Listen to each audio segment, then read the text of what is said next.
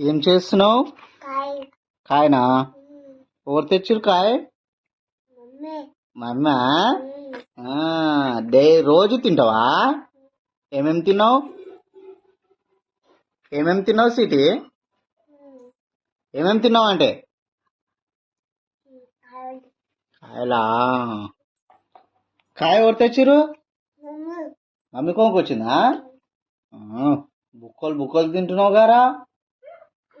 అమ్మో మా మూతి చూడు ఎట తింటున్నావు, బుక్కలు బుక్కలు తింటున్నావు. ఎట కొనుకొచ్చిరు? మమ్మే కొనుకొచ్చిందా? మరి నేను కొనుకొచ్చినాగా.